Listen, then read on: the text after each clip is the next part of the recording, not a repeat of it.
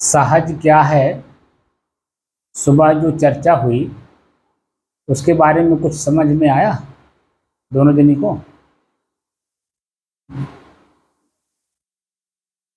सहज का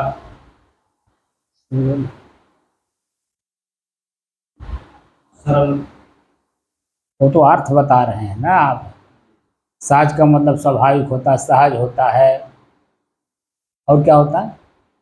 आसान, हाँ, आसान, आसान, तो बताए हैं ना। वो तो शब्द का अर्थ हो गया। समझ में क्या आया, इतना देर बोला हूँ उसके पूछ रहा हूँ। उतना देर जो बोला हूँ उसमें क्या समझ में आया? समझ में ही आया हाँ, कि बस जहाँ हमेशा मतलब सरल में रहना, अपनी जो है मतलब को सरल सरल में रहना है, लेकिन क्या सरल में रहना है? जो भी क्रियाकर्म करेंगे जो भी क्रियाक्रम करेंगे वो सहज में करें, सरल में करेंगे, यही ना। सरल तो बच्चा होता, बच्चे से काम करेंगे आप? बोलिए। सहज पागल होता है, पागल की तरह काम आप करेंगे? बोलिए। सहज में बच्चा भी होता, सहज पागल भी होता है। बोलिए। हम छोटे छोटे थे, बहुत छोटे थे, तो एक रामबरन करके यादव था।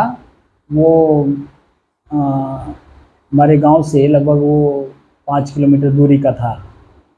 और वो जब उसका दिमाग खराब होता था तो ईंटा चलावे, पाथर चलावे, डंडा चलावे, नदी में तैर जाए, नदी बढ़ी है कि नहीं बढ़ी है वो कोई फर्क नहीं पड़ता था, कूद जाता था।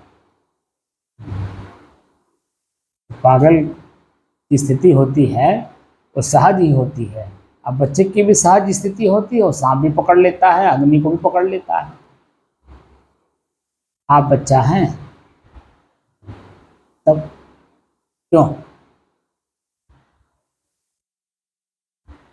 हम जो समझाए हैं उसको दोबारा सुने नहीं होंगे, इसलिए जो है आप वही बोल रहे हैं जो आपको नहीं बोलना चाहिए। सुनते तो हैं आप लोग, लेकिन वो जो कितनी गंभीरता से बोलता हूँ। सहज मेरा शरीर है, हमको मिला है, ये कहाँ हो ना। सहज में मेरे शरीर की इंद्रियां मेरे पास हैं, सहज में मिली, आँख मिला, कान मिला, नाक मिला, सब। अब हमें सहज में इसको प्रयोग करना है, तो प्रयोग करते समय सहज का मतलब बच्चे जैसा आप काम करेंगे। और क्या बोला हूँ, हाथ का प्रयोग करना है तो सहज में रखना है इसको ना। तो वो इसको एक बार सोचना है कि कहाँ हम हाथ मेरा है, न कि मैं साथ हूँ। तो मैं इसका प्रयोग कर रहा हूँ, मैं प्रयोग कर रहा हूँ तो कहाँ कर रहा हूँ, किस पर कर रहा हूँ, किस रूप में कर रहा हूँ, ये तो सहज अपने बुद्धि काम करनी चाहिए।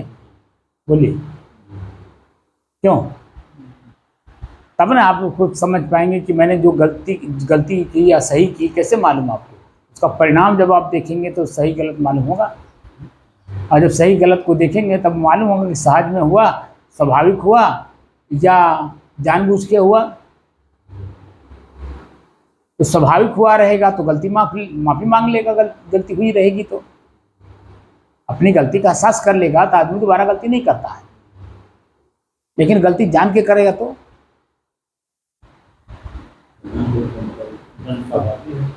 है, जान के करेगा, इसका मतलब है कि वो उसका मन जो है बिगड़ा हुआ है, तो जानबूझ के कर रहा है। तो सामने वाला अवॉइड कर देगा, भाई ठीक है हमको तो गाली दे दी, ठीक है बात नहीं है, जाओ। लेकिन जो दूसरे को देंगे, तीसरे को देंगे, चौथे को देंगे, तो समझा देगा, क्योंकि वो जानबूझ के कर रहा है। तो वहाँ हमको जानबूझ के जानबूझ वाले में नहीं जाना है ना, हमको अपने अपने कान को अपने बस में कर लेना है, यानी सहनशील हो जाना है, उनकी क्रिया का कोई प्रतिक्रिया नहीं देना है। यही तो सहज होगा, क्योंकि आप अपने आप को सहज में रहेंगे तो अपने शरीर को, इंद्रियों को, मन को, शरीर सबको बचा ले जाएंगे ना। वो जानबूझ के कर रहा है, ये मैं सहज का मतलब बिल्कुल स्वाभाविक रूप से हो।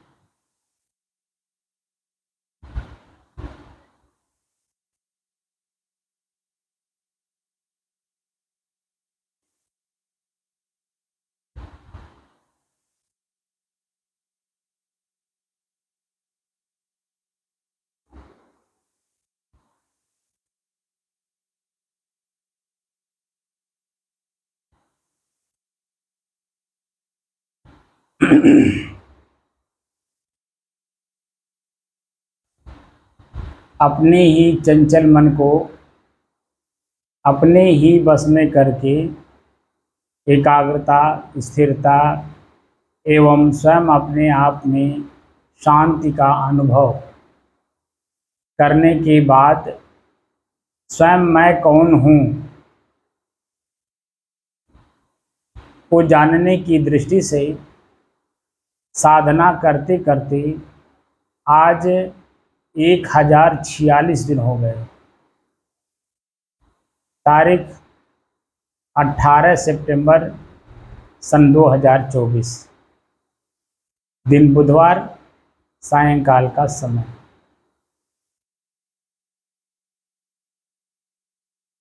सुबह का जो समय था, सुबह के समय जो साध के बारे में चर्चा हो रही थी, वह उस समय के लिए सहज था। अगर अभी हम उस समय को लाना चाहें, क्या वर्तमान में सहज वो उपलब्ध हो पाएगा? कभी नहीं होगा, बोलिए। कभी नहीं होगा, आज से नहीं। लेकिन जो वर्तमान हम लोगों को मिला है, ये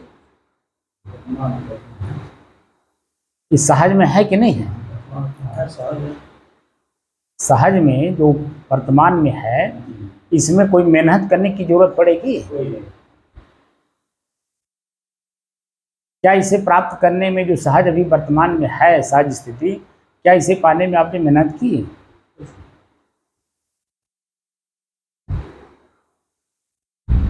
मनुष्य के जीवन का एक एक क्षण जो उसे मिला है वो सहज है।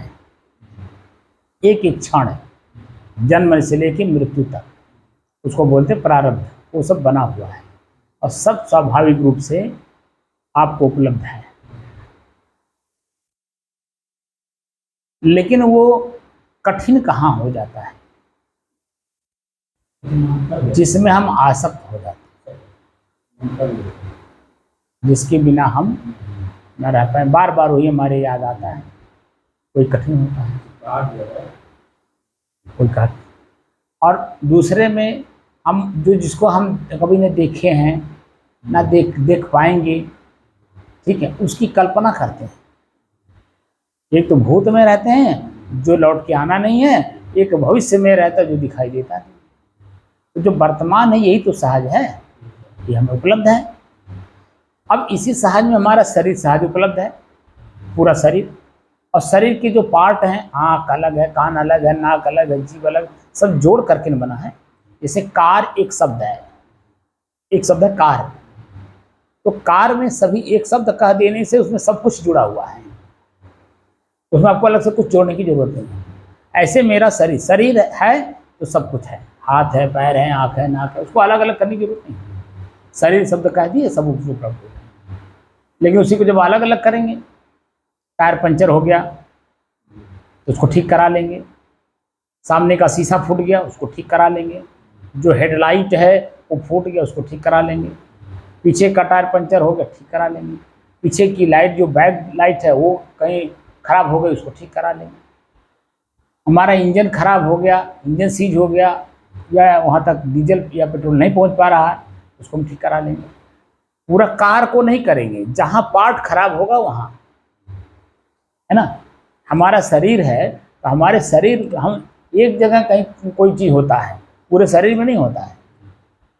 तो पूरा शरीर तो मेरा स्वस्थ है ना अपने आप में। एक जगह पे गलती होती है तो गलती का भुगतान सबको भुगतना पड़ता है।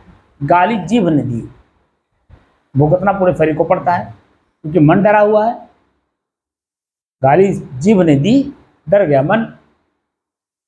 अब गाली के बदले में गाली मिलेगा। जीभ अपने मन से छोड़ता है, जीभ अपने मन से गाली नहीं देती है, गाली आप ही देते हो। लेकिन जीभ ने गलती की ना, बात को आप समझे नहीं। गलती तो जीभ ने की, कान ने तो की नहीं, नाक ने की नहीं, आँख ने की नहीं, गलती तो नाक ने, जीभ ने की है। तो जीभ ने गलती किया तो भुगतना तो सारे शरीर को पड़ता है, क्योंकि जीभ अपने आप में कुछ है नहीं। इसके बाद जो है मन है, इसके ऊपर, जीभ के ऊपर मन है, आँख के ऊपर मन है, कान के ऊपर, नाक के ऊपर मन है, कान के ऊपर मन है, हाथ के ऊपर मन है, मस्तिष्क पूरा है, इसके ऊपर मन है, मैंने पूरे शरीर पे जो कुछ है उसके ऊपर मन है।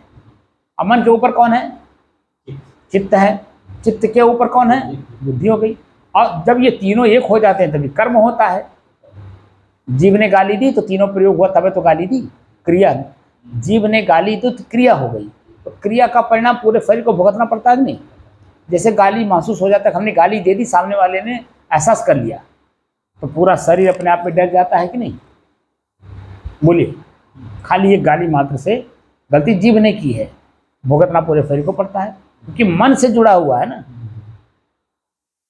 जीव मन से जुड़ा हुआ है, अब मन से जुड़ा पूरा शरीर है, और तुरंत वही अनुभव भयभीत हो जाता है। ऐसा नाराज ना हो तो बात। हाँ बिल्कुल, पूछिए। नाराज नहीं होंगे। ऐसा था जैसे कि मेरी मौजूदगी पूरे शरीर में है, या मेरे मौजूदगी की शरीर काम नहीं करती। बोलिए। ऐसा मैं जानना चाह रहा हूँ, जैसे मेरी शरीर जो पूरी है वो बिना मेरी मौजूदगी नहीं चली, तो मैं मौजूद हूँ मैं हर जगह, तो मैं अलग कैसे हूँ? तो मैं मौजूद हूँ, सब जगह आप मौजूद हैं, ये कहना चाहते हैं ना। लेकिन सब जगह अगर आप होते तो अंग कटता तो आप भी कट जाते। जैसे पैर, मान लीजिए, उदाहरण ले लीजिए, हम करता तो मैं कट जाता। आप जहाँ से जो पार्ट कटता है शरीर का, वहाँ से वो पार्ट आप कटते कि नहीं कटते? लेकिन आप कहाँ कटते हो? आप सब जगह नहीं मौजूद हो, आपकी चेतना मौजूद है सब जगह। मेरी चेतना मौजूद है, आप नहीं मौजूद हो। चेतना मुझसे अलग है। चेतना आपसे अलग है। मैं कई बार बताया हूँ, चेतना प्रकृति का गुण है, आप तो हो नहीं। अब कई बार एहसास भी करा चुका हूँ कि आप जो हो वो नींद अवस्था हो। नींद अवस्था में आपको अपने शरीर का कहीं ज्ञान रहता है? तो जब चेतना में आते, प्रकृति के गुण में आते, तब आपको अपने शरीर का पूरा पता चलता है। मक्खी बैठी, मच्छर बैठा, चेतना वही शरीर की चेतना है। मैं क्या कह रहा हूँ, आप अपने को तो अलग कर ही नहीं पा रहे हो ना। जिस तरह से मैं बता रहा हूँ, मुझे गुस्सा इसी बात पे आता है, जो मैं बोलता हूँ मन आपका पता नहीं कहाँ रहता है, खाली सुनते भर हैं, उस पर आत्मविश्लेषण नहीं करते हैं। और उस तरह का, जिस तरह का मैं आपको उस पॉइंट पे ले जाके खड़ा करता हूँ, वो पॉइंट पे भी खड़े नहीं हो पा रहे हैं, क्योंकि उसके लिए इंद्रियां, मन सब त्याग करना पड़ता है ना। सब का त्याग कर देना पड़ता है। इसीलिए मैंने कहा कि मोक्ष को मार दीजिए गोली, उसकी जरूरत नहीं है, क्योंकि मोक्ष में कष्ट होगा। मोह कर लिए आसक्त हैं अपने आप, शरीर में, अपने इंद्रियों में, अपने में आसक्त हैं। अब आसक्ति आपको वहीं खींच के ले जाती है जहां पहले से है। इसी को कहा जाता है कोयला होए ना उजरा जो समन साबुन लाए, क्योंकि मन कोयला हो गया है, आसक्त हो गया। कोयला मतलब आसक्त, उससे ऊपर उठ ही नहीं पा रहा। उठने के लिए क्रिया करनी पड़ती है, देखना पड़ता है, चल के देखना पड़ता है। एक बार हर चीज को छू करके देखना पड़ता है, हर वस्तु को, उसमें सब कुछ आता है। बात समझ में? सब कुछ उसमें आता है, एक बार देखना पड़ता है।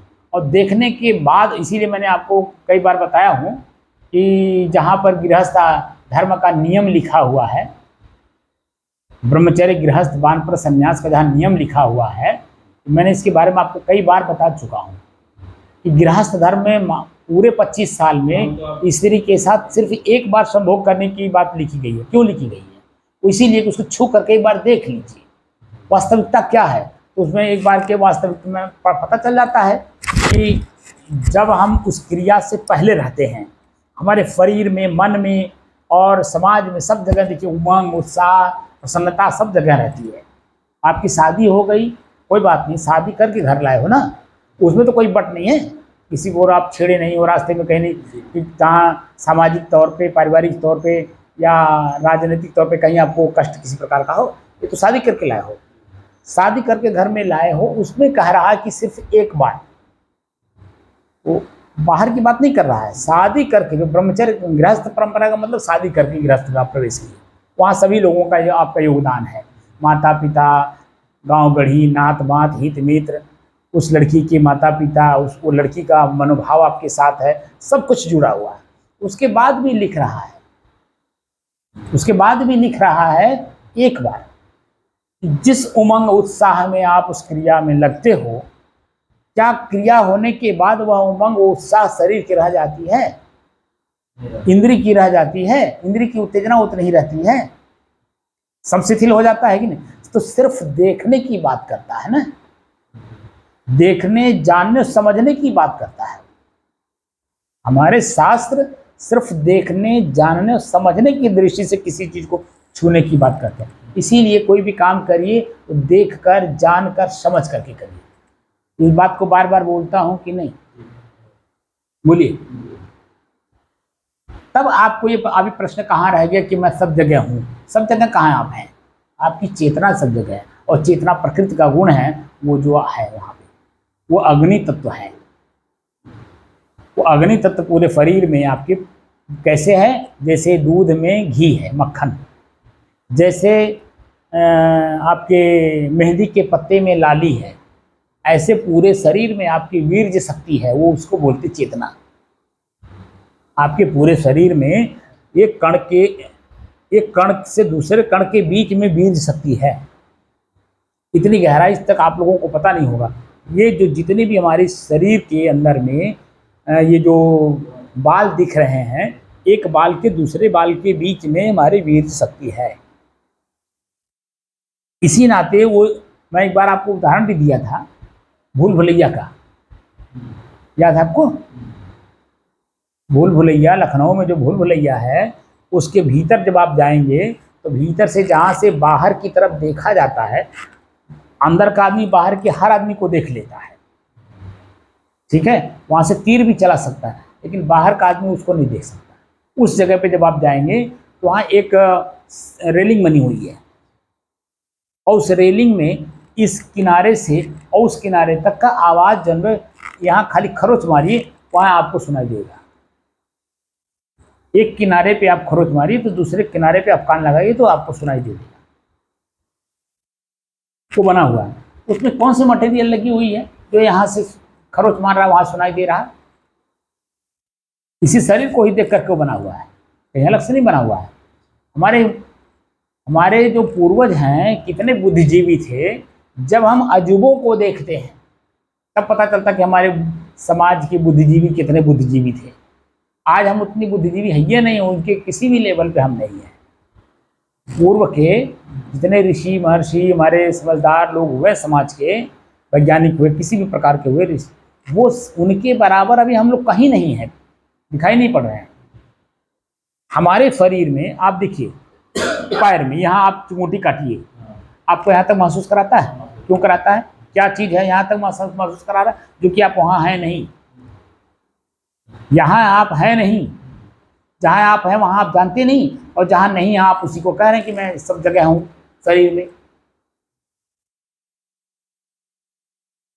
यहाँ सिर्फ बीज शक्ति है, एक कण से दूसरे कण जुड़ा हुआ है पूरे शरीर में, वही हमको एहसास कराता है। चेतना प्रकृति का गुण है, तो वीर्य हमारी क्या है? चेतना है। चेतना क्या है? अग्नि। तो अग्नि जब जलती है तो हर जगह एहसास कराती है कि नहीं? बोलिए। तब फिर तो वो चीज़ें हैं हमारे शरीर के अंदर। अब मैं इतनी गहराई से बोल रहा हूँ क्योंकि वहाँ तक मनुष्य अभी हमारी मस्तिष्क पहुँच नहीं रही है, इस नाते वो बात को पकड़ नहीं पाती है। इसलिए मैं कह रहा हूँ सहज रूप में हमारा शरीर के पार्ट्स हमको उपलब्ध हैं, हमें उपलब्ध है। हमारा मन हमको सहज रूप में उपलब्ध है, हमारा चित्त हमको सहज रूप में उपलब्ध है, हमारा बुद्धि, सब कुछ जितने भी पार्ट्स हैं शरीर के अंदर में, चाहे स्थूल हो, चाहे सूक्ष्म हो, चाहे सूक्ष्मोत्तर हो। क्योंकि सूक्ष्मोत्तम में जब जाएंगे तब आप एकदम बिल्कुल आप अपने आप में हैं, जो जिसको मैंने नींद अवस्था में कहा।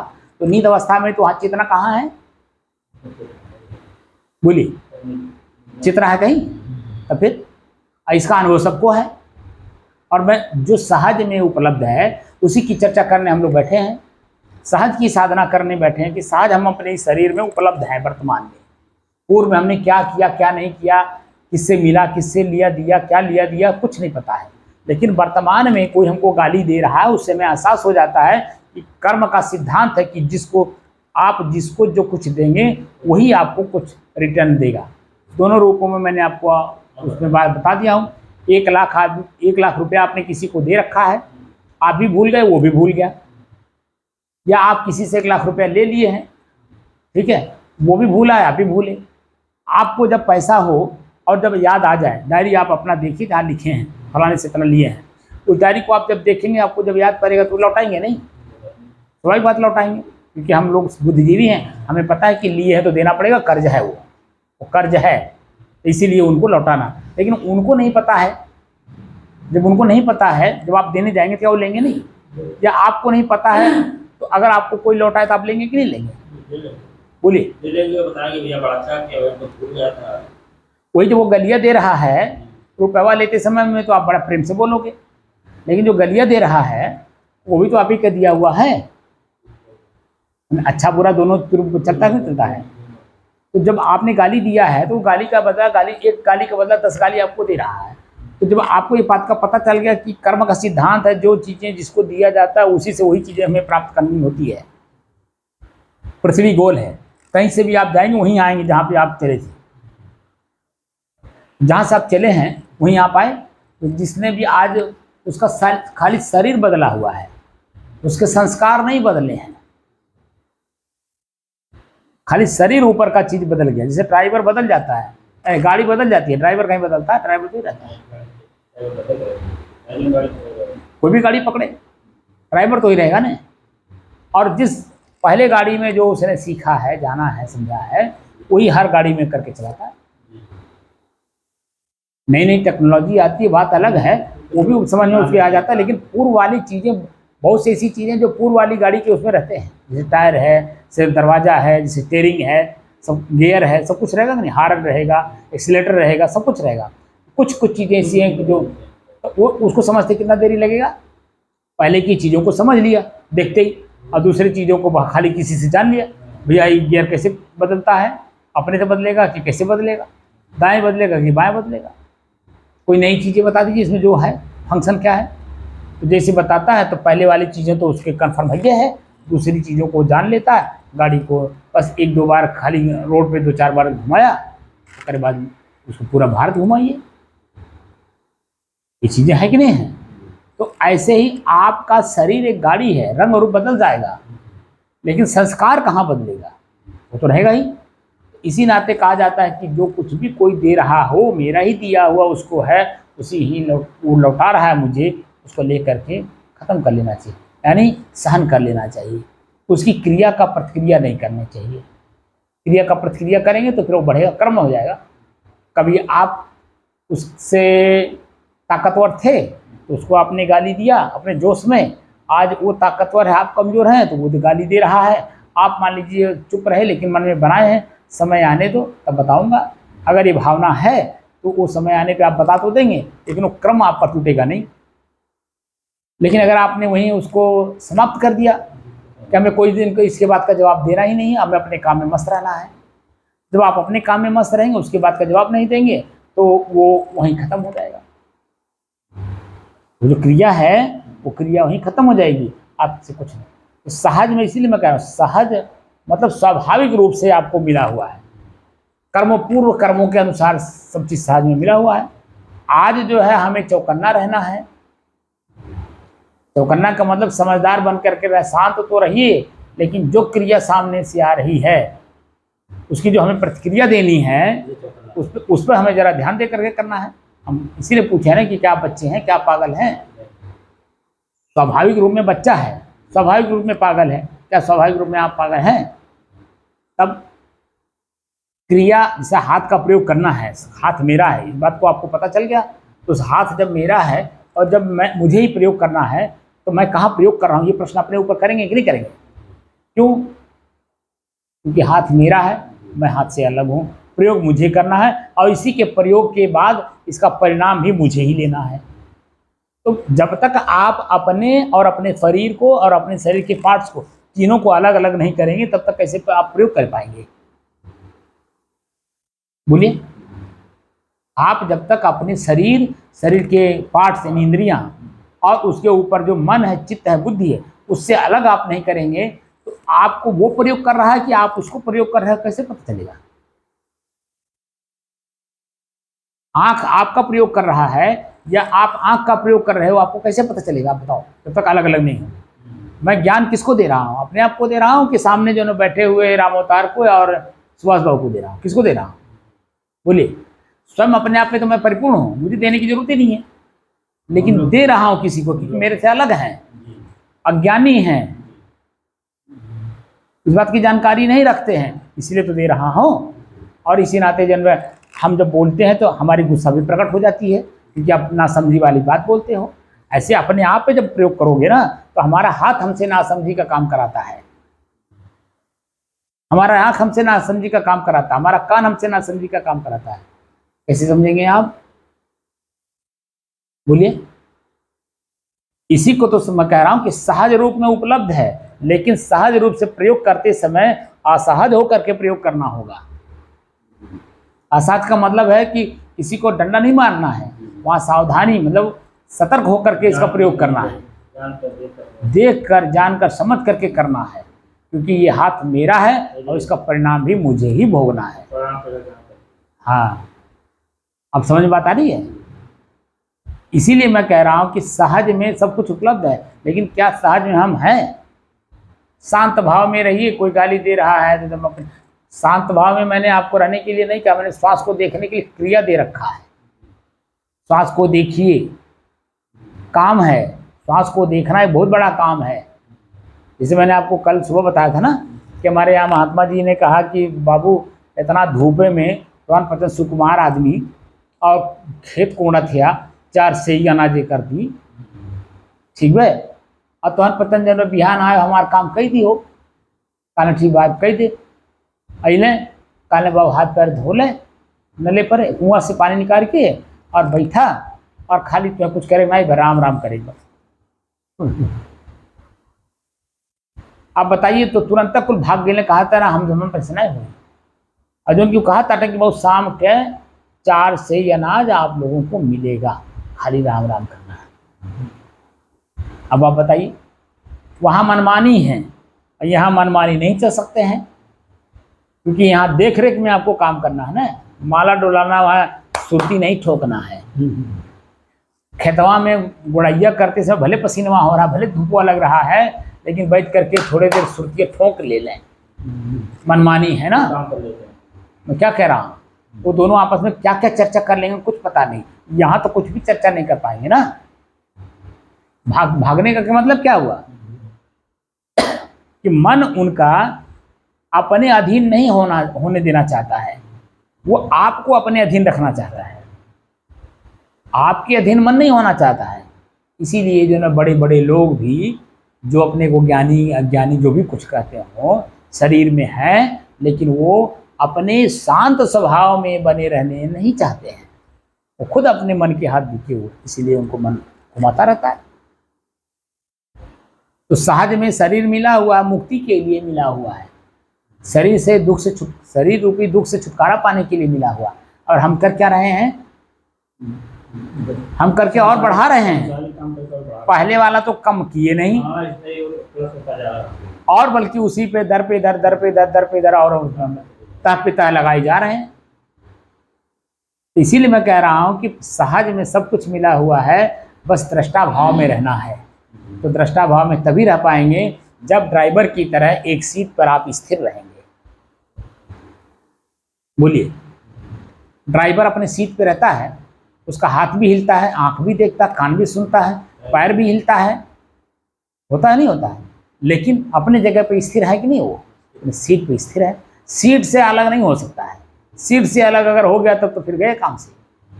इसी नाते सीट पे सुखासन का मतलब होता है, सुखासन एक सीट है, उस पर बैठिए, अपने शांति स्थिति सुखासन में बैठिए, बैठ करके वहां से पूरे झरोखे के अंदर से अपना नजारा लीजिए संसार का।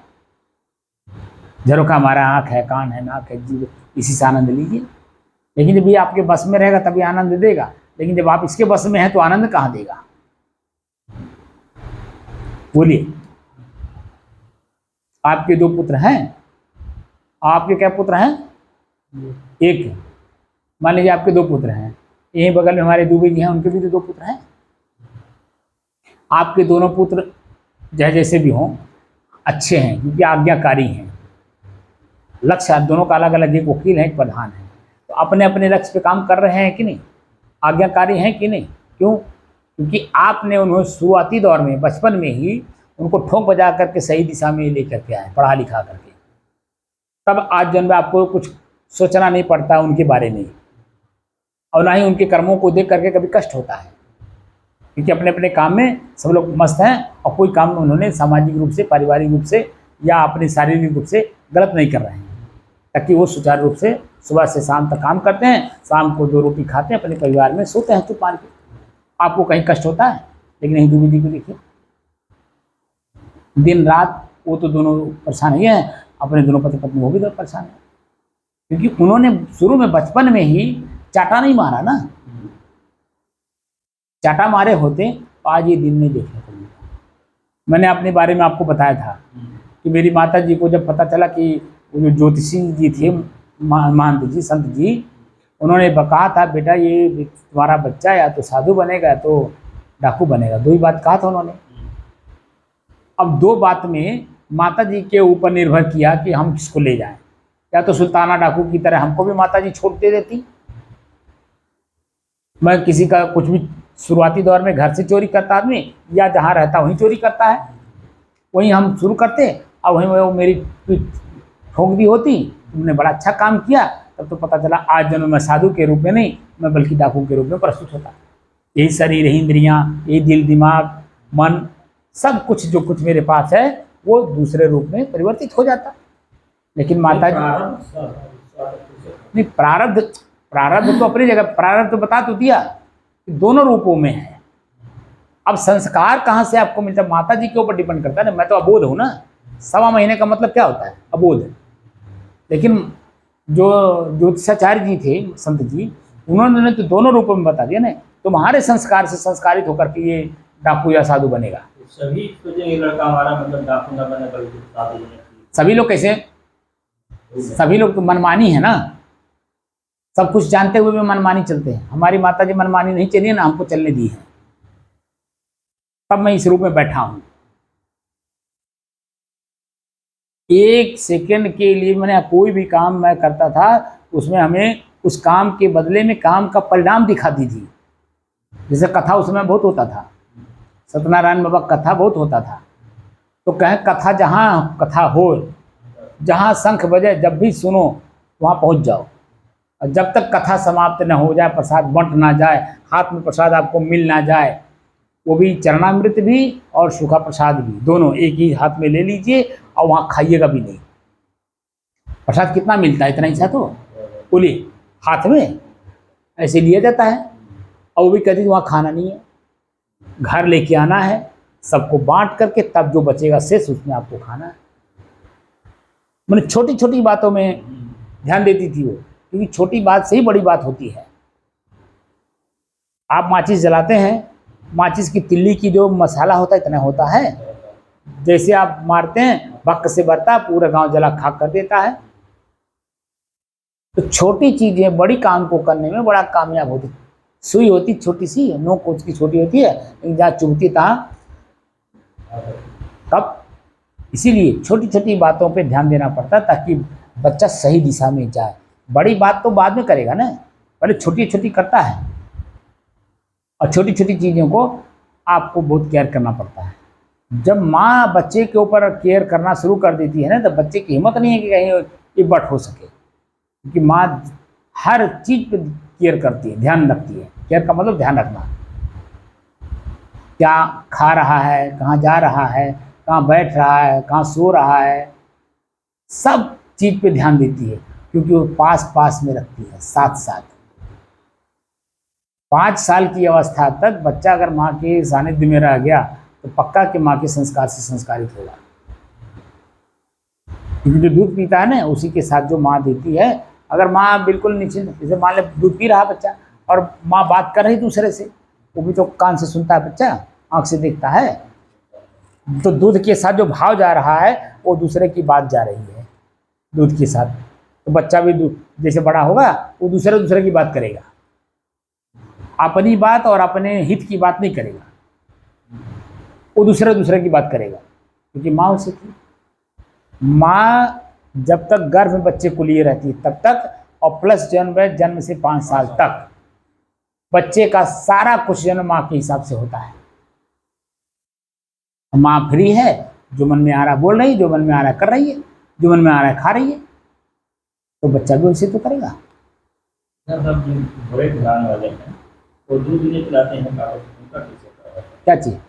बड़े घराने नहीं तो अब बड़े घराने में जो माताएं दूध नहीं पिलाती हैं उनके बच्चे भी तो ऐसे होते हैं। आगे नहीं, आगे चल करके उसे बच्चे भी हो जाते हैं। इसीलिए बड़े घर में भी माँ स्वयं दूध पिलाती है। माँ अपने स्वयं देख रेख में रखती है जो सज्जन व्यक्ति हैं। अब जैसे एक उदाहरण मैंने आपको दिया था कि एक इतिहास में एक माँ हुई है कि जो अपने 7 पुत्रों को बैराग दी है। 7 पुत्रों को, 6 पुत्र तो अपने स्वयं अपने सानिध्य में दे रखी है। 7वां पुत्र को उसने जन्म ताबीज बना करके, ताबीज के बारे में मैंने बताया था ना, ताबीज बात वहीं से चली थी। तो ताबीज बना करके उसे गले में पहनाई थी, ठीक है, और उसमें लिखी थी कि शुद्धोषि बुद्धोषि निरंजनोषि संसार माया परिवर्जितोषि संसार स्वप्न त्यज मोह निद्राम मंदाल सावाक्यमुवाच पुत्रम। एकदम साफ साफ कहती है कि ये संसार माया है, तुम कहाँ आ गए हो। सबको यही बात कह करके बैराग दे देती है।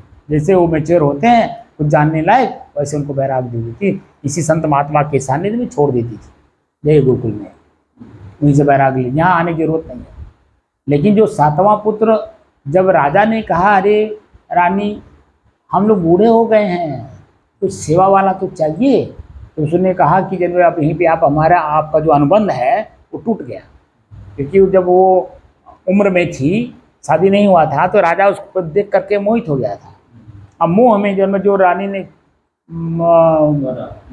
वादा कराई थी वो बात उस वहाँ सामने आ गया। राजा तो भूल चुका था, लेकिन रानी को तो याद था। रानी ने कहा ठीक है, ये आपके लिए छोड़ देती हूँ, मैं जा रही हूँ। उसने राजा के लिए छोड़ दिया और अपनी चली गई। राजपाट सब कुछ त्याग करके चली गई। कहाँ गई वो तो जाने, लेकिन उस राजमहल से वो अपने अनुबंध के अनुसार छोड़ दी। और लेकिन जाते जाते बच्चे के गले में एक ताबीज डाल के गई और कह के गई कि बेटा जब असमय आए, असमय का मतलब क्या होता है? दुर्दिन। दुर्दिन का मतलब क्या होता है? जहाँ आपके मरने का एहसास हो कि अब इसके बाद मेरा, समझ रहे हैं, हाँ, कि हमको अब मार देंगे लोग, उस समय में इस ताबीज को खोल करके तुम पढ़ लेना। उस समय में, जिस समय में तुम्हारे ऊपर दुर्दिन आए, तब उस समय में जब वो देखा कि राजा लोग हमारे ऊपर अटैक कर दिए हैं, सब चीज़ हमारा अपने कब्जे में कर लिए हैं और हम भी जो है चारों तरफ से घिर गए हैं, तो उसी में वो देखा खोल करके, तो उसी को पढ़ा, राजा से हैंडओवर कर दिया अपने आप को। साहब उसके भाई लोग आए हिस्सा मांगने के लिए? नहीं, भाई कहाँ हिस्सा लेने वहाँ आएंगे? आपने उसका इतिहास पढ़ा ही नहीं, वैसे मैं कह रहा हूँ, वो इतिहास आपको नहीं मालूम। राजा लोग पहले एक दूसरे राज्य पर अटैक करते थे, अपना राज्य बढ़ाने के लिए एक राजा एक दूसरे राजा के ऊपर अटैक करते थे।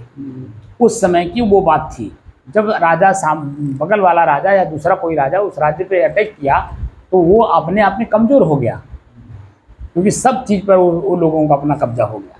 भाई जब तक पौरुख चलता तब तक आदमी बचाने की कोशिश करता है, लेकिन जब पौरुख खत्म हो गया तो क्या करेंगे? तो ऐसे ही जन्म उसका पौरुख खत्म हो गया, जहाँ जब अपनी देखा कि एकदम असहाय हो गया हूँ, अब मुझे मेरी मृत्यु ही सामने दिखाई दे रही है, गोली मारेंगे मर जाऊँगा, तीर मारेंगे मर जाऊँगा, तो उस समय में वो ताबीज को खोलता है और खोल करके पढ़ता है कि शुद्धोषि बुद्धोषि निरंजनोषि संसार माया परिवर्तितोषि।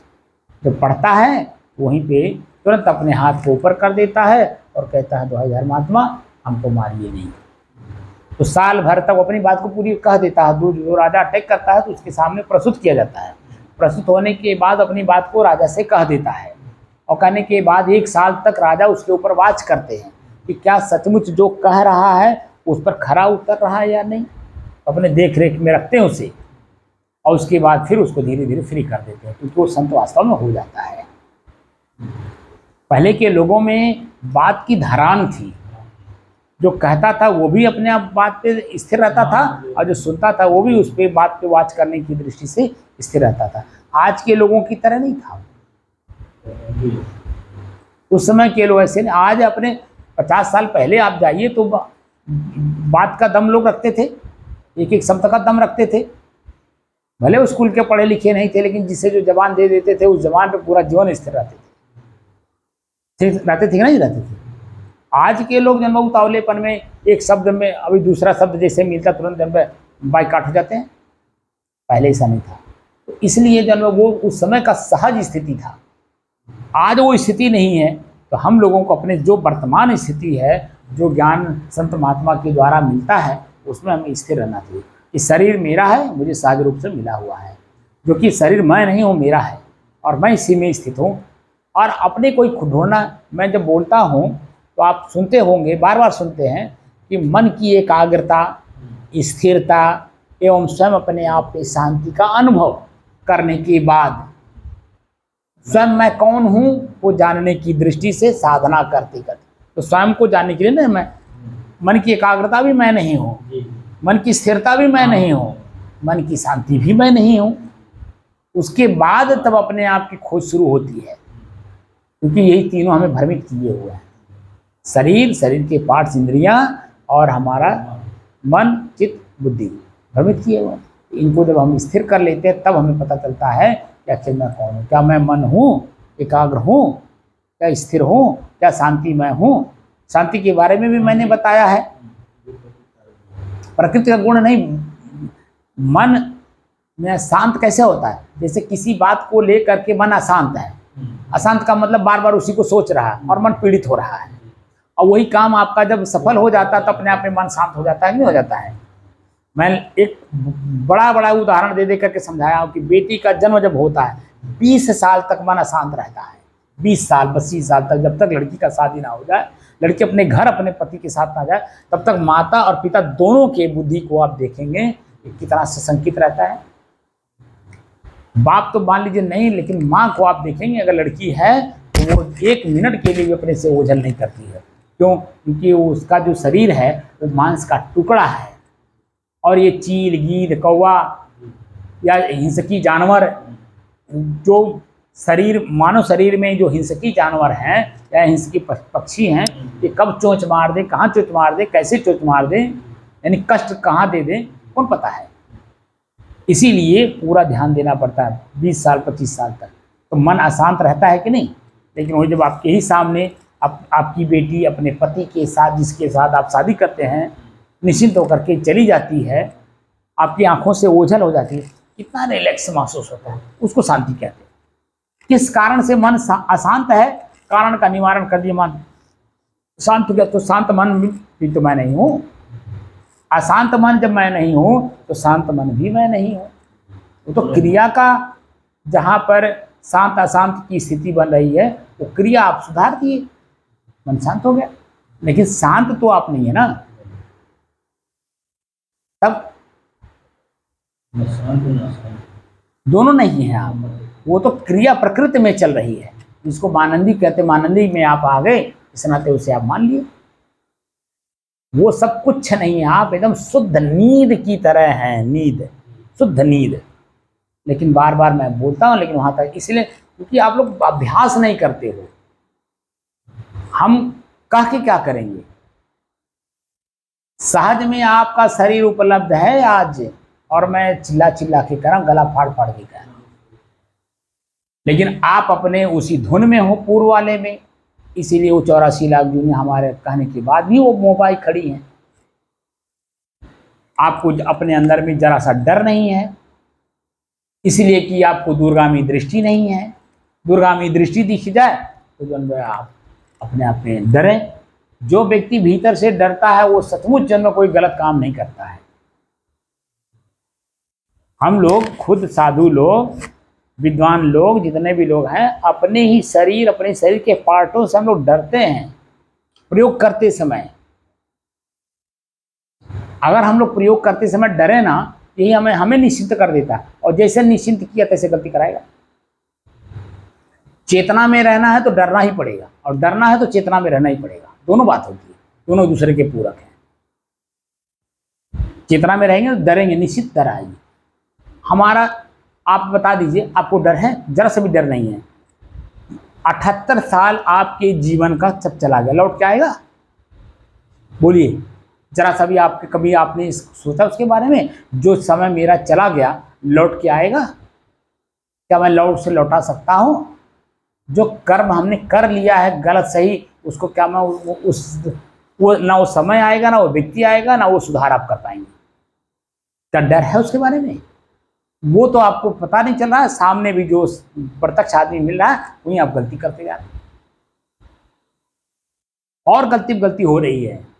भले आप हमारी बात सुनते हो नहीं सुनते हो, बात अलग है। हम जान रहे हैं ना कहाँ गलती करते हो। अगर मैं बोलूँ तो तुरंत आपका भी मन गुस्सा में आ जाएगा, दुखी हो जाएगा, पीड़ित हो जाएगा। हर जगह आप गलती करते हैं। रोज बताता हूँ कि आपका शरीर है, शरीर आप नहीं हो। और अभी आप कह रहे हैं कि शरीर में हर जगह चेतना है, और चेतना हाँ प्रकृति का गुण है, ये भी मैं बता चुका हूँ। फिर भी आप मेरे सामने प्रस्तुत कर रहे हैं, और वो भी मेरे से ही कह रहे हैं कि आप गुस्सा मत होइए। बोलिए, बोले हैं कि नहीं बोले हैं? और सब बातें मैं बता चुका हूँ। आप ही जन्म, आप 10 बार हमें एक ही बात को 10 बार बोलना पड़ जाए आपको, तो आपको गुस्सा नहीं आएगा? बोलिए, बच्चा तो मैं हूं नहीं, या बच्चा आप नहीं है। एक बार के ही बात में जो बात को समझ लेता है वो उत्तम पुरुषों में आता है। जिसको 1 से 2 बार कहना पड़ता है वो मध्यम पुरुष में आता है, और जिसको बार बार कहना पड़ता है वो निम्न स्तर में आता है। गलत कह रहा हूं? बोलिए। और यह मुझे बार बार कहना पड़ रहा है, तो मैं आपको किस स्तर पे समझूंगा? आप बताइए। तो जिस स्तर पे आप है तो गुस्सा स्वाभाविक बात आप लगाएंगे हमको। आप बताइए। मैंने कहा हूं क्योंकि जब जो काम करने के लिए कह रहा हूं उस काम को आप करके उसको तो अनुभूति नहीं कर पा रहे हैं, तो दूसरे काम को कैसे से अनुभव कर पाएंगे? मैंने कहा कि श्वास को देखिए और श्वास को अलग महसूस करिए, और इतनी दूरी पे महसूस करिए जितनी दूरी पे हम और आप हैं। यही हमारा श्वास हमसे इतनी दूरी पर है, क्योंकि वायु तत्व है, और वायु तत्व हमसे अलग है। क्योंकि वह एक तत्व है तो मैं भी एक तत्व हूं। जैसे हम 3 लोग हैं, चाहे एक में सटे जा रहे हैं, लेकिन हैं तो अलग अलग। एक ही बिस्तर पे सोएं, एक ही साथ सोएं, एक ही साथ चिपक जाएं, लेकिन मन से, शरीर से, इंद्रियों से सबसे अलग अलग है कि नहीं है? बोलिए। वो तो खाली हम लोगों का शरीर सटा हुआ है ऊपर से, लेकिन अलग अलग है कि नहीं? ऐसे ही हम लोग सट गए हैं लेकिन हैं अलग अलग। लेकिन अभी जब मैं बोलूंगा 2-4 दिन के बाद फिर अभी वही बात बोलो, पूछोगे कि वो गुस्सा ना हुई तो मैं पूछूं। लेकिन वो बात जब कोई भी चीज सुनिए तो खुद में अंदर में बैठ करके चिंतन करिए कि मैं आज क्या क्या सुना, सही सुना, गलत सुना। निर्णय लीजिए अपने अंदर में, खुद के अंदर में निर्णय लेने की क्षमता बनाइए। मैं वो चीज दे रहा हूँ। खुद के अंदर में निर्णय लेने की क्षमता ना हो, दूसरे के निर्णय पे तो हर आदमी चल ही रहा है। आंख का देख करके, कान से सुन करके, नाक से सुगंध दुर्गंध लेकर के, जीभ से स्वाद लेकर के, पैर से चल कर, हम लोग सभी लोग तो चल रहे हैं, लेकिन हम इस पैर इनका कहाँ प्रयोग कर रहे हैं ये कोई नहीं कर रहा है। इसीलिए भगवान को तो सब लोग दोष देने लगे हुए हैं, लेकिन मैं दोषी हूं ये कोई कहने वाला है? आज तक आप बता दीजिए कि मैं स्वयं दोषी हूं, कहने वाले कितने मिले आपके 78 साल की उम्र में? भगवान दोषी है ये सब लोग कहते हैं, मैं दोषी हूं ये कोई नहीं कहता। अपना अगर दोष समझ में आ जाए, सुधार हो जाए, और सुधार हो जाए तो भगवान वो भी जन खुश होते हैं कि जन चलो ये तो अपना गलती का एहसास कर लिया, इसको सफलता दे दो, कोई गलती का एहसास कर लिया। जैसे आप नौकर रखते हैं और वो जब 2-4 बार सुर्ती खाया बैठ करके, थोड़ा समय बर्बाद किया, और आप उसको एक बार समझा दिए, उसके समझ में बात आ गई, तो क्या करता है? तुरंत जन्म वहीं अपने सुधार लेता है। तो 5 बजे के बजाय 6, साढ़े 6, 7 बजे तक आपका काम करके जाता है, क्योंकि जो गलती कर चुका है पीछे, समय बर्बाद कर दिया है, उसको कवर करता है। 5 से 7 बजे के बीच में कवर कर लेता है। कभी इस बात का एहसास आपको हुआ? नहीं हुआ होगा। हम लोग एहसास करते हैं हर व्यक्ति के ऊपर ध्यान दे करके। कोई भी व्यक्ति समाज में जहाँ उपलब्ध होता है मैं उस पर वॉच करता हूँ, क्योंकि मैं अपने आप पे वॉच करता हूँ, इसलिए सब पे वॉच करता हूँ। क्योंकि जो व्यक्ति अपने आप पे ध्यान देगा ना, वो व्यक्ति दूसरे पर भी ध्यान देगा। जैसे साइकिल चलाते समय जब अपने को ज्ञान नहीं रहता है तो देख के डर लगता है, लेकिन साइकिल चलाते चलाते जब हम हैबिचुअल हो जाते हैं तो वही चीज़ें हम दूसरे को भी देखते हैं कि वो सही चला रहा है गलत चला रहा है, हम अपने भी चलाते रहते हैं, उसको भी देखते हैं और वहीं उसको बोलते हैं भैया तुम गलत चला रहे हो साइकिल, अभी गिर पड़ोगे, या तो तुम अपने गिरोगे या तो हमको भी गिराओगे, क्योंकि लाके हमें इससे टकराओगे। कहते हैं कि नहीं कहते हैं? क्योंकि काम करते करते करते वो उसका अभ्यास होते होते उसमें हमारी पारंगता आ जाती है, पारदर्शिता जिसको कहते हैं, उसके बारे में हम विशेषज्ञ हो जाते हैं। इसीलिए दूसरे को भी, जब हम अपने को पढ़ते हैं दूसरे को पढ़ लेते हैं कहाँ गलती कर रहा है। लेकिन जब हम अपने को नहीं पढ़ पा रहे हैं तो दूसरे को क्या पढ़ पाएंगे? गलती वहीं होती है। इसीलिए सुधार करिए, जितना सुधार करेंगे उतना ही आपके लिए फायदेमंद है। और अगर नहीं सुधार करेंगे तो हम तो क्या है, सहज में मैं उपलब्ध हूँ, सहज में मेरे अंदर में वो क्षमता है, संयोग से समाज के द्वारा हमें यूट्यूब चैनल एक प्लेटफॉर्म मिला हुआ है, उसी के माध्यम से मैं पूरे सबको चेताने की कोशिश कर रहा हूँ। मैं गांव गांव घर घर या व्यक्ति व्यक्ति नहीं चिल्ला करके जाके किसी को शिक्षा देना चाहता हूँ, क्योंकि मुझे गर्ज थी तो मैं अपने गुरुजी के पास गया, और वही चीज़ मैं जानता हूँ जिसको गर्ज होगी सौदाई वो मेरे पास अपने आप आके उसकी साधना सीख लेगा।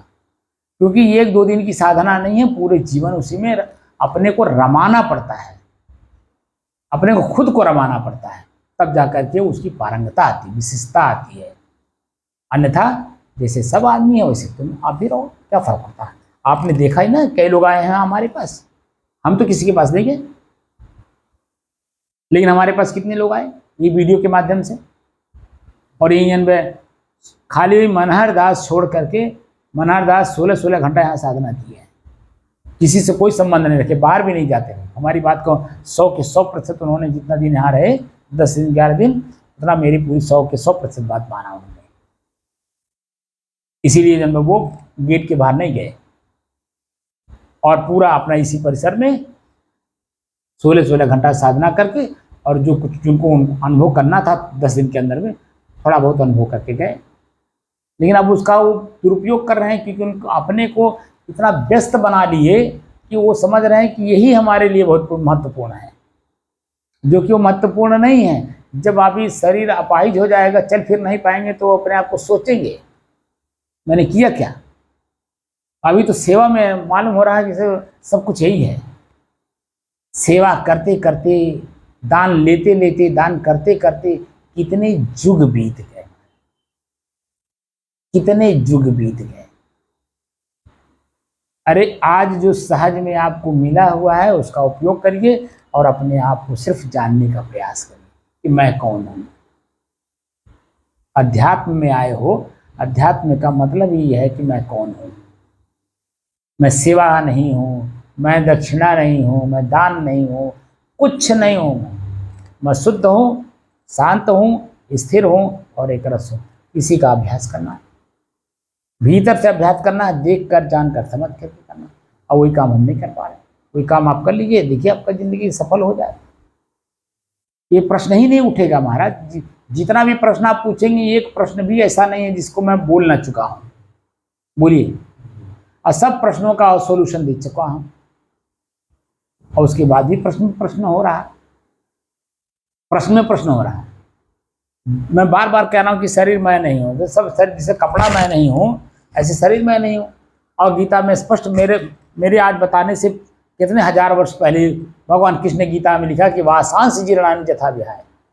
जैसे कपड़ा आप उतार करके रख देते हैं वैसे शरीर को उतार के रख देंगे, लेकिन आप तो आदमी हो, आप तो चेतनावान हो, आप तो शुद्ध हो, अपनी शुद्धता को जानो। साफ साफ लिखा है कि वासांस जीर्णानि यथा विहाय, जैसे कपड़ा है वैसे शरीर है। तो शरीर आपके चेतना कहाँ पूरा है आप बोलिए। इसीलिए गंभीरता से मैं कोई चीज बोलता हूँ, लेकिन उसको हल्के में लोग लेते हैं, तो हमको क्या करना है? हल्का व्यक्ति हल्का ही लेगा, हमारे बात को वजनदार लोग वजन लेते हैं। क्योंकि मैं ये बातें जो आपसे बोलता हूँ निम्न स्तर पे बोल रहा हूँ, वही बातें मैं मध्यम वर्ग में भी बोलता हूँ, और वही बच्चे जहाँ मेरे अपने विद्वान लोग मिलते हैं, मेरे अपने लेवल के लोग मिलते हैं, या मेरे से हाई लेवल के लोग मिलते हैं, उनसे भी यही चर्चा करता हूँ। दूसरी चर्चा करता ही नहीं हूँ, यही करता हूँ। लेकिन जो जिस लेवल पे अपना माइंड बना रखा है उसी लेवल पे हमको समझता है। जब मैं जैसे निम्न स्तर वाले से पूछता हूँ शरीर मैं हूँ कि मेरा है, ये क्या बकवास वाली बात आप करते रहते हैं, बोलिए, ये बकवास है इनको लिए। निम्न स्तर के लोग इसको बकवास समझते हैं, और जो मध्यम वर्गीय है तो वो सोचने में लग जाता थोड़ी देर के लिए, लेकिन जो उत्तम भाव वाला है तुरंत बात को समझ जाता है कि वो मेरी चेतना पे जा करके कुठाराघात कर रहे हैं, क्योंकि मेरी चेतना शरीर में प्रकृति में मिल गई है, मुझे अलग करना था, अब मैं अलग हूँ ही। वो उनकी वो जिस लेवल से मैं पूछता हूँ उस लेवल पे तुरंत खट से पकड़ लेते हैं वो चीज को, वो उत्तम पुरुष लोग होते हैं। बाकी लोग तो उलझे हुए लोग हैं अपन सब। देखिए, संत मही विचरत यही हेता, और जड़ जीवन को करहि सचेता। शरीर आपका जड़ है, आप इसमें चेतन हो, आप इसको चला रहे हो। आपको इतना भी नहीं पता कि मेरा हाथ कहाँ जा रहा है, मेरा पैर कहाँ जा रहा है, मेरा आँख क्या देख रही है, बोलिए। नहीं जान रहे भाई, बिल्कुल नहीं जान रहे हैं। 1% भी नहीं आप लोग जानते हैं मेरी आँख कहाँ जा रही, मेरा कान कहाँ जा रहा। ये तो खाली मेरे पास आप बैठे बैठे खाली बोल रहे हो। अभी यहीं जैसे गेट के बाहर जाओगे, आपकी आंखें क्या क्या देखेंगे आपको पता नहीं चलेगा, कहाँ कहाँ ले जाकर के आपको उल्टा। ये कान जैसे मेरी आवाज़ सुनेगी ना, तुरंत उस लेवल पे ले जाके खड़ा कर दे। जिस लेवल की चर्चा जिस मैं कर रहा हूँ उस पर नहीं रहेगा, वो दूसरे वाली है। जिसे मैं बाहर निकलूंगा अभी चर्चा कर दूंगा, जैसे थोड़ा चर्चा करता हूँ उसमें आपका मन लीन हो जाता है, तुरंत उसी में लीन हो जाता है। क्यों? क्योंकि वो पहले से भरा हुआ है, खाली तो हुआ नहीं, अपनी शुद्धता का एहसास हुआ नहीं, कैसे मालूम होगा? शुद्धता, अपनी खुद की शुद्धता का एहसास करिए, मैं क्या हूं। मैं इंद्रिय का भोग हूं, इंद्रिय हमारी आंख है कि नहीं, और आंख के सामने कुछ भी पड़े वो उसका रूप है कि नहीं। तो फिर जैसे ही आंख खुलती है तत्काल में ये कई दृश्य नहीं कई दृश्य देखता है। जैसे टॉर्च जलाइए अंधेरे में तो ये कई वस्तु नहीं दिखता है, उस उजाले में जितने भी उस उजाले में सामान रहेगा वो सब दिखाई देता है। ऐसे उजाले में आंख जैसे खुलता सब सामान दिखने लगता है। अब उस सामान में जब जो भोग करने लायक हो तो भूल जाता है, दूसरा पकड़ लेते हैं जो चिकना है, आकर्षित है, रंग रोगन बढ़िया लगा हुआ है, सुंदर है, सुडोल है, टमाटर की तरह है, अब वो उसी पे बस भूल गया, हमें करना क्या था वो भूल गया। जैसे बहुत लोग में आप देखिए बाजार जाते हैं लिस्ट लेकर के नहीं जाते हैं, तो जैसे दृश्य समाज में वो बाजार का देखते हैं उसे भूल जाते हैं कि मैं लेने क्या आया हूं। लेकिन जो समझदार व्यक्ति है, उत्तम पुरुष है, वो घर से लिस्ट लेकर के बाजार जाता है, उसको मालूम है कि मैं भूल जाऊंगा, क्योंकि वहां दृश्य जैसे पड़ेगा मेरा मन दूसरा बन जाएगा। वो घर की सारी बातें भूल जाता है। सबकी बात है, आपकी बात है, मेरी बात है, इनकी बात, सबकी बात है। इसीलिए घर से निकला जाता है तो लिस्ट बनाकर। इसीलिए मैं लिस्ट बनवा रहा हूँ कि आपका शरीर है, शरीर आपका है, जब तो शरीर के जो पार्ट्स हैं वो किसके हैं, वो भी तो आप ही के हैं। इसका मतलब है आप अलग हो, आपका शरीर अलग, आपके शरीर के पार्ट्स अलग अलग हैं। उपयोग आपको करना है, खेत आपका है, उसमें जो संसाधन लगाने हैं वो अलग अलग समय में अलग अलग चीज़ों का उपयोग होता है। परती के समय में आप खुरपा का प्रयोग करेंगे, खुरपा का प्रयोग करेंगे घास छीलने में, लेकिन खुरपी क्या काम आएगी? तो निराने के समय में काम आएगी ना, परती के समय में मैं कह रहा हूं। तब फिर खुरपी आपके पास है तो आप क्या करेंगे? नहीं, तो हम लोग वही कर रहे हैं, जिस समय में जिस काम को करना उस काम को उस समय में नहीं करते। शरीर मिला है मोक्ष प्राप्त करने के लिए, मोक्ष प्राप्त करने के बजाय जन्म और आसक्त हो रहे हैं। अनासक्त होने के लिए मिला, वस्तु की स्थिति जानने के लिए, व्यक्ति की स्थिति जानने के लिए, उसकी मनोदशा को जानने के लिए, इसकी मनोदशा क्या है, पुत्र की मनोदशा, पत्नी की मनोदशा, नाती का मनोदशा, परिवार के हर सदस्यों की मनोदशा, ये सब जानना पड़ता है। अपनी मनोदशा जानने के बाद सबकी मनोदशा समझ में आ जाती, तो सबको पता चलता है सिर्फ मेरे से जुड़ा हुआ इसलिए क्योंकि मेरे पास लड्डू है। और उस लड्डू का इसको स्वाद का पता है कि लड्डू मीठा कितना होता है, और लड्डू इन्हीं के पास में है। गणेश जी का आज हम लोग क्यों जन्म पूजा अग्रणी करते हैं? क्योंकि माता पिता के द्वारा जो लड्डू उनको प्राप्त है, उस लड्डू को सब लोग चाहते हैं, लेकिन उनके गणेश जी की तरह माता पिता का सेवा कोई नहीं करना चाहता, लेकिन लड्डू पहले लेना चाहता है। और उन्होंने जो लड्डू प्राप्त किया है वो माता पिता की सेवा करके लड्डू प्राप्त किया है। बोलिए तब। और वहाँ जब हम लोग गणेश जी को पूजा करते हैं और उनका आरती करते हैं और आरती में गाते हैं तो वो लड्डू हमें दे दीजिए। क्यों दे देंगे लड्डू? गाते रहिए, चिल्लाते रहिए। कोई प्राप्त कर पा रहा है? कोई नहीं प्राप्त कर पा रहा, खाली चिल्लाते रहो। हर साल उनको देखिए, अभी कल विसर्जन किए हैं सब, क्या पाए? खाली मूर्ति बना लेने से, उनके रंग रोगन बढ़िया सा लगा देने से, आकर्षणीय बना देने से क्या वो आपके ऊपर खुश हो जाएंगे? कर्म करना पड़ता है वैसा। आप अपने आप में खुश हैं तो दुनिया खुश है, आप अपने आप में दुखी हो तो दुनिया दुखी रहे चाहे सुखी रहे, आपको क्या मतलब उसका? इसीलिए माता कुंती की तरह हम लोगों को होना चाहिए कि परख परख पर हमें दुख मिले, ताकि हमें महसूस हो कि ये दुख मैं नहीं, ये सुख मैं नहीं, मैं तो दोनों से परे, दोनों के बीच की स्थिति हूँ, दोनों को जानने वाला, प्रयोग करने वाला। ऐसी स्थिति होनी चाहिए, लेकिन हम लोगों को कहाँ ये सब ज्ञान होता है।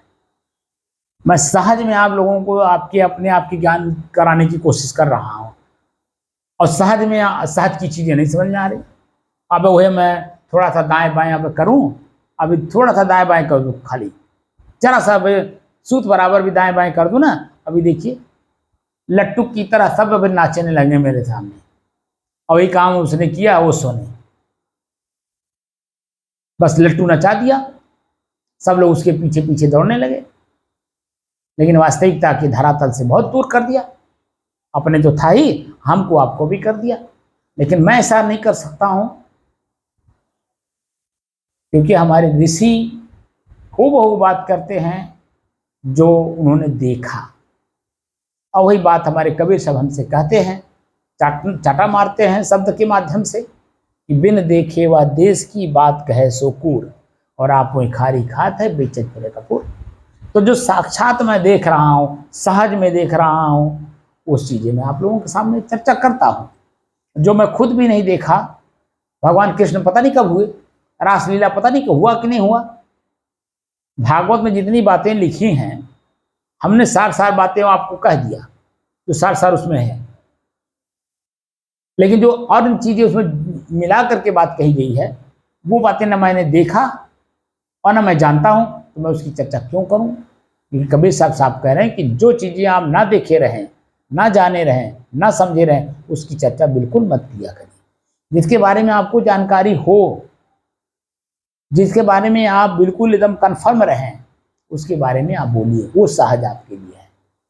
सहज में मैं हूँ इसलिए सहज की चर्चा करता हूँ, सहज में मैं ना होता तो सहज की चर्चा मैं नहीं कर पाता।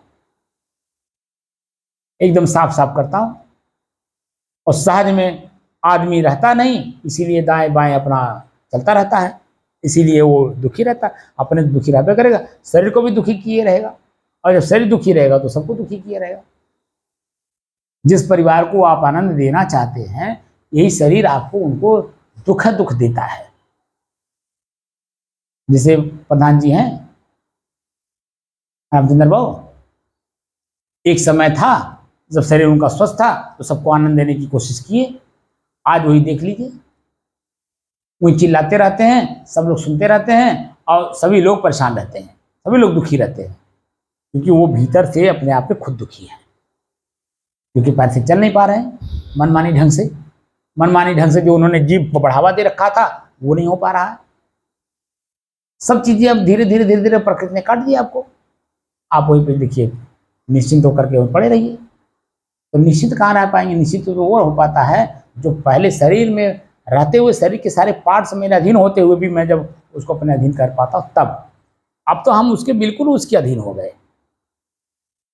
इसीलिए आप लोगों को बार बार कहता हूँ कि वो अवस्था आप लोगों की आने वाली है, कभी आ जाए पता नहीं है। इसीलिए पहले से सावधान रहिए और भीतर से अपने सब चीज़ों को एकदम काटिए, यथावत देखिए। कई बार मैंने आपको तत्वदर्शी शब्द का प्रयोग किया है, तो तत्वदर्शी नहीं बनेंगे तब तक आप अपने आप को कैसे, क्योंकि आप भी एक तत्व हैं, तो अपने तत्व को कैसे जानेंगे कि मैं भी यही तत्व हूं। तत्वदर्शी बनिए। और हमारे शरीर में अग्नि कब जागृत हो रही है, हमारे शरीर में पानी कब जागृत हो रहा है, हमारे शरीर में पृथ्वी कब जागृत हो रही है, हमारे शरीर में हवा कब जागृत हो रहा है, हमारे शरीर में आकाश तत्व कब जागृत हो रहा है। ये पांचों है नहीं हमारे शरीर में, है। और मैं उन सबसे पांचों से अलग हूं कि नहीं हूं, खाली कहने के लिए। एहसास करिए उसको, बिना एहसास किए ऐसे मौखिक रूप से कह रहे हैं खाली। और जहां उस लेवल पे आ जाएंगे, हमको जन्म कुछ कहने की जरूरत नहीं है, तुरंत खट खट आपका बुद्धि पकड़ती जाती है।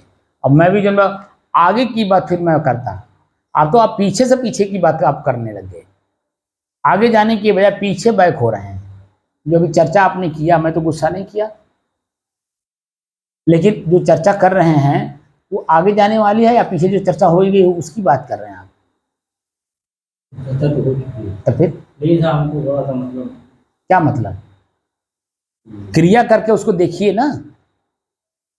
क्लास में 1 साल तक बच्चे को क्यों रखा जाए? हर साल जब बच्चा स्कूल में एडमिशन कराता है, आप क्लास स्कूल छोड़ चुके हैं तो अपने बच्चे को स्कूल क्यों भेज रहे हैं? क्यों कक्षा 1 से लेकर के कक्षा 12 तक 15 तक आप एक ही क्लास पढ़वाते हैं? क्यों पढ़वाते हैं? क्लास तो खुलवा सकते हैं आप। हम जानकार हैं तो मेरा बच्चा भी जानकार है, लेकिन नहीं, वहाँ तो आपको एक पैसा नहीं चलता है, क्योंकि बच्चे को पढ़ाया जाएगा, आपको नहीं पढ़ाया जाएगा, क्योंकि आप पढ़ चुके, पास आउट हो गए हैं। अब बच्चा इन हुआ है तो बच्चे को बच्चे की तरह एक एक क्लास, एक एक दिन में, एक एक घंटे का जो पीरियड होता है सब पढ़ाया जाता है, सब कुछ दिखाया जाता है, जनाया जाता है, ताकि वो वर्तमान की चीज़ों को जाने रहे। आगे कोई अगर कहीं पूछ ले उसके बारे में उसको नॉलेज रहे, उसके बारे में जानकारी दे सके। हर जगह पिता या माता कहीं जा करके जवाब देंगे तो बच्चा देगा? बोलिए। नौकरी करेगा तो उसी को जवाब देना है, बिजनेस करे तो उसी को देना है जवाब, खेती करे तो, या कोई उसके अंदर में गुण है प्रयोग करके उसका 4 पैसे समाज में कमा रहा है, वो हर जगह उसी को ही अपने बात जवाब देना है, अपने कर्म के फल का जवाब उसी को देना है। इसीलिए खाली आपका काम है उसको अपनी तरह ट्रीट करना। उसको स्कूल पढ़वा दीजिए, समाज में उठने बैठने लायक हो जाएगा, बोलने चालने लायक हो जाएगा, बस इतना हुआ। और क्या होगा? 2-4 पैसा इपट करके कमा लेगा, शरीर निर्वाह कर लेगा, लेकिन क्या उसको अपने आप का ज्ञान हो पाएगा? तो दूसरी लाइन बनाया तो तब इसीलिए जो हम लोग, मैं गंवार नहीं था, मैं गंवार बन करके यहाँ रहता हूँ, रहता भी हूँ, वर्तमान में भी रहता हूँ। और जब मैं घर से निकला था उस समय भी मैं गंवारे बन करके निकला, क्योंकि होशियारों की, क्योंकि सारा संसार जितनी चेतनावान लोग हैं सब होशियार हैं, ये मैंने पहले मान लिया था। इसीलिए मुझे अपने आप में अगर लौटना है तो मुझे गंवार बनना ही पड़ेगा, क्योंकि वो जो बताएंगे उनकी बात को गंवार बन करके मुझे सुन करके अपने आगे जाना पड़ेगा, नहीं तो वो तो अपनी तरफ, हमें अपनी तरफ खींचेंगे। कोई कहेगा नौकरी करो, कोई कहेगा बिजनेस करो, कोई कहेगा खेती करो, कोई कहेगा कि मैंने कुछ सीख लो। मैंने खाली रुपया पैसा कमाने के लिए, जमीन जायदाद खरीदने के लिए, बेटा बेटी पैदा करने के लिए, उनका शादी विवाह करने के लिए, यही सब लोग सिखाएंगे, क्योंकि उसमें सभी लोग लीन हैं। हमको अपने तक जाने के लिए वो लोग, हम वो जब जानते ही नहीं हैं अपने आप को तो हमको क्या जानाएंगे? लेकिन जो जानता है, जिनके पास मैं गया, जब एक शब्द प्रयोग किया मैं, और उस शब्द का कीमत मुझे जब समझ में बात आई, हमने पूरे संसार को एक तरफ छोड़ दिया और उनकी एक शब्द की कीमत में आज अदा करके इस लेवल पे हूँ। एक शब्द की कीमत, कि तुम स्वतंत्र हो बेटा, परतंत्र ना हो। परतंत्रता तो तुम्हारी इंद्रियां, तुम्हारा शरीर तुमको बनाएंगे। बस इतनी सी बात, पकड़ में आ गई बात। और जब पकड़ में आई तो ये शरीर के पार्ट्स, इंद्रियां, इनके कर्म, इनके भोग, सबको मैंने अपने बस में कर लिया। इसलिए बताता हूं ना बार बार कि मैं बासी से बासी चीज जीव को देता हूं।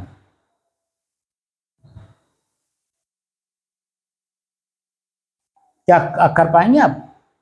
मैं जो कि मेरी साधना उस लेवल की होनी चाहिए, आपको भी अंदर में होनी चाहिए, लेकिन खाली सुनते भर हैं। लेकिन सब गीता में दिया हुआ है गीता की बात यहाँ बिल्कुल मत चर्चा करिए, इसलिए कि जो गीता में अध्यात्म की बात लिखी हुई है उसके बारे में आपको पता है। आप जिस शब्द को बोलेंगे वो शब्द किस प्रसंग में बोला गया आपको पता है। खाली बीच से बोल देने से क्या उसका हम प्रसंग पूरा समझ पाएंगे। गीता का मतलब खुद होता है कि खुद को खुद में खोदो, खुद शांति का प्रतीक है गीता। और जिस प्रसंग में अब एक शब्द खाली बोलेंगे, लेकिन किस प्रसंग में बोला गया है वो प्रसंग आपको पता नहीं होगा। पूरा गीता जो आप और आपके साथ जुड़ा हुआ है उससे सबका उसमें एकदम साक्षात दर्शन कराता है। क्या गीता में लिखा है जरा बोलिए, मैं बताता हूँ कि किस प्रसंग में बोला है, कहाँ बोला है, क्योंकि उसके विशेषज्ञ तो है नहीं, खाली बोल देंगे। बताइए क्या गीता में लिखा है। बासी खान क्या लिखा है। तामसी भोजन के पास, तो तामसी भोजन किसके लिए प्रयोग हो रहा है, किसके लिए प्रयोग हो रहा है। आम आदमी के लिए प्रयोग हो रहा है, जिसको शरीर को स्वस्थ रखना हो, जिसको शरीर को मैं मान करके काम करना हो, उनके लिए है। यहां मैं इसीलिए कहता हूं ना कि जिस लेवल की मैं हूं उस लेवल पे आप लोग अपने आप को नहीं लाओगे तो वही शब्द उलझाया नहीं उलझाया। आप जीभ मेरा है, मेरे बस में नहीं है। आप तामसी हो चाहे कुछ हो, कौन भी भोजन कर लो, तो जीभ के ताज़ा खाओगे तो ताज़ा बार बार खाने की इच्छा होगी, बासी खाने का कहीं मन करता है। बोलिए, आप अच्छा दो चाहे बुरा दो, चाहे ताज़ा दो चाहे बासी दो, जीभ के बाद जो पेट के नीचे से जो भीतर के रास्ते निकलता है वो क्या निकलता है, क्या निकलता है, दुर्गंध आता है कि नहीं आता है। बोलिए, यही आंख उसको देखना चाहता है। घाटी के नीचे, घाटी के नीचे जाते ही माटी हुई भी नहीं पड़ेंगे, नहीं पड़े हैं। अन्य तो साफ, अगर आपको घाटी जा रहा है, अन्य वैसे चावल अगर भात बना करके कहीं फेंक दीजिए, सड़के गंधाएगा। मैं क्या कह रहा हूँ वो तो बात छोड़िए, वो गन्हा ना गन्हा आपके यही जीभ के बाद घाटी पे गया और घाटी से नीचे गया, अब वही तुरंत निकाल दीजिए, तुरंत भी नहीं आप खाने का मन करेगा। तब आप बताइए, जिसकी हम साधना की बात करा रहे हैं वो साधना की बात वाली बात आप नहीं कर रहे हैं, वो तो एक जनरल भाषा बोल रहे हैं और मैं विशेष बात करा रहा हूं आपको। तो विशेष बात में जनरल बातें नहीं घुसती हैं और जनरल में विशेष बातें नहीं बोली जाती हैं। बोलिए, जैसे हम लोग 3 लोग बैठे हैं, हमको कोई स्पेशल बात करना हो तो हम आपसे डायरेक्ट बात करते हैं क्या, और सबके बीच में करते हैं। बोलिए, तो फिर यहाँ साधना की बात हो रही, सीधे अपने की बात हो रही है। मैं स्वयं कौन हूं प्रश्न ये उठ रहा है ना। तो मैं क्या, मैं जीव हूं क्या, ताजा भोजन में हूं। अगर ताजा भोजन ही मैं होता तो मैं क्यों बासी खाता, मैं भी ताजा ताजा खाता। मेरे इतना आप ज्ञानी हैं। बोलिए, समाज में मैं जितना उठता बैठता हूँ, जहां आ जाता आता हूँ, उतना आपकी है वो नहीं होगी। तब छटंकी से हम सोने तौला करिए, हम किलो भर हैं पसेरी, अब आप जानबे 10 ग्राम के हैं तो उससे बात नहीं बनती है, उसे वो हल्के में रह जाएंगे। इसीलिए हम सब ग्रंथों को निचोड़ बता रहे हैं। जितने ग्रंथ हैं सबके में एक के बाती में आपको समझ जाना चाहिए कि उसी पानी को कोई जल कहता है, कोई आब कहता है, कोई वाटर कहता है, कोई नीर कहता है तो पनिए। और उसका एक मतलब है कि पी करके अपने प्यास रूपी तरीखा मिटाना। चाहे हमारे को लगाओ, चाहे आपको लगाओ, चाहे इनको लगाओ, चाहे किसी को लगाओ, चाहे चींटी से लेकर के आदमी तक किसी को लगाओ, उसका एक का मकसद है कि जो त्रिखा है प्यास की उसे वो पानी से ही मिटता है। चाहे उसे जल कह के पी लीजिए, चाहे उसे आप कह के पी लीजिए, चाहे उसे वाटर कह के पी लीजिए, बात तो एक है। वही मैं बात आपको समझाना चाहता हूँ। चाहे आप अपने आप को आत्मा कह लीजिए, चाहे रूह कह लीजिए, चाहे सोल कह लीजिए, चाहे भाषा के अनुसार जो भी भाषा हो, वस्तु तो एक ही है ना। मैं स्वयं एक ही वस्तु हूँ और मैं स्वयं अपने आप को जानना चाहता हूँ, चाहे अंग्रेजी में बोल के जान लूँ, चाहे हिंदी में बोल के जान लूँ। तो आप जिस भाषा में समझ रहे हैं मैं उसी भाषा में बोल रहा हूं। मैं अंग्रेजी बोला कभी, मैं मराठी बोला कभी, कभी गुजराती बोला, मलयालम बोला, कोई ऐसी दुनिया की भाषा बता दीजिए जो मैं प्रयोग किया हूं। क्योंकि सामने मैं समझ रहा हूं, मैं जिस इलाके में रह रहा हूं, जिस क्षेत्र में रह रहा हूं, जो यहाँ का कल्चर है, भाषा, उसी कल्चर उसी भाषा में आपको मैं बोल रहा हूँ, जो कि मेरा जन्म बॉम्बे में हुआ है। और मगहर में रहने के नाते मैं देश विदेश सब जगह, विदेश तो नहीं गया हूँ, देश के हर राज्यों में गया हूँ। हरियाणा गया हूँ, पंजाब गया हूँ, आपका इधर दिल्ली गया हूँ, उत्तराखंड गया हूँ। तो वहाँ की भाषा में मैं बोलने लगता हूँ उन लोगों के बीच में। तो वही लोग मेरे से प्रश्न पूछते, महाराज किस जिले के रहने वाले हो? तो जब वो सुनते हैं कि वो तो वहाँ के जन्म उनका है, वहाँ रहते हैं, तब वो कहते हैं आप मेरी भाषा कैसे बोल लेते हैं? जहाँ आप रहिए, जो सामने वाला है उसको पहले जानने की कोशिश करिए और फिर उसी के भाषा में उसी की रिप्लाई करिए, तो आपको अपना मित्र मानेगा, अपनत्व की भावना आ जाएगी। लेकिन वही जन्म हम अपनी भाषा लिए रहे, आप अपनी भाषा लिए रहो, अपनत्व की भावना आ ही नहीं पाएगी। तब कहेंगे ये तो बिहारी हैं, ये तो उत्तर प्रदेशी हैं, तब भाषा बदल जाएगी। लेकिन जब वहीं की भाषा में उनको जान करके बोलना शुरू कर देंगे तो वो आपको अपना परम मित्र मानेंगे। तो आपको बिहारी या उत्तर प्रदेशी या मध्य प्रदेशी, छत्तीसगढ़िया नहीं बोलेंगे, कोई दूसरे राज्य का भाषा का प्रयोग नहीं होगा वहाँ। वो तो अपनत्व की भावना लगे तो हमारे अपने हैं, तो आपके साथ घुल मिल जाएंगे क्योंकि आप उन्हीं की भाषा बोल रहे हैं। तो मैं आप लोगों को अपनी भाषा में आप तक पहुंचने की कोशिश करा रहा हूं। मैं गीता में श्लोक क्या लिखा है, संस्कृत में है। अब आप बताइए, ऊर्ध्वमूल मदः शाखम अस्वस्थम प्राहुरभ्यम शब्द है, प्रयोग है। अब इसका मतलब आप बता दीजिए। अब यही आपसे संस्कृत में पूछ लेता हूँ, बताइए। गीता में आपको भी लिखा है ऊर्ध्वमूल मदः शाखम अस्वस्थम प्राहुरभ्यम छंदांस्य पर्णानि यस्तम वेद स वेदगी। आप बताइए उसके बाद, गीता की चर्चा की है ना आप बताइए हमको।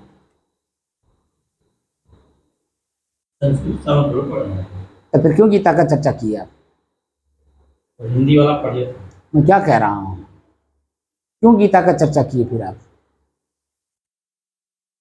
मैं जब आपकी भाषा में आपको साधना की पद्धति से बात कर रहा हूँ, अपने इंद्री को अपने बस में करने की बात कर रहा हूँ।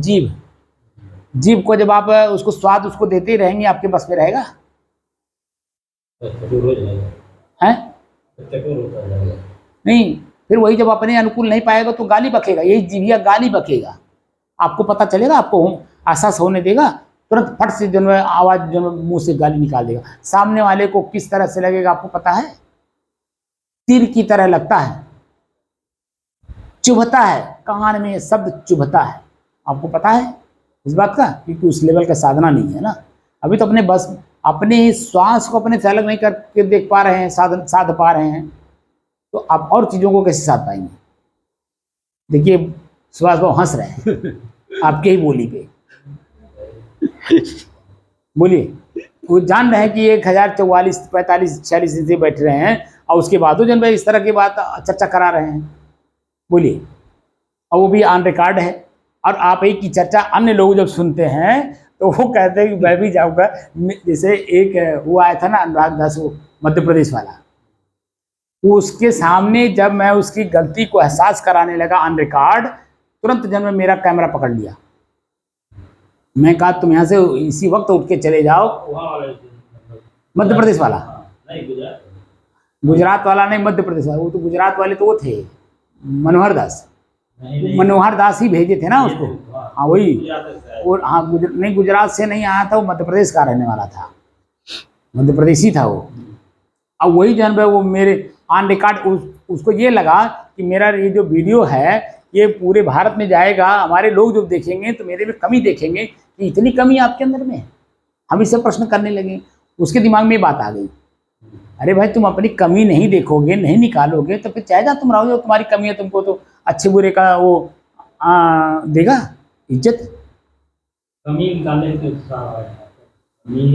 हम तो अपने पास किसी को साधना करने के लिए इसलिए प्रेरित करते हैं कि वो पहले अपने आप को समझे, अपने आप को समझे, शरीर को समझे, शरीर के इंद्रियों को समझे, तो अपनी कमी अपने आप समझ में आ जाएगी किस चीज़ से मैंने गलती की है। आँख से गलती की, कान से गलती की, नाक से गलती की, जीभ से गलती की, हाथ से की, पैर से की, कि मन से की, कि चित्त से की, कि बुद्धि से की, कहाँ गलती किया हूँ? तो गलती जैसे एहसास होता है तो अपनी गलती एहसास होते ही तो हमें उसको निकालने का प्रयास भी तो करना पड़ता है।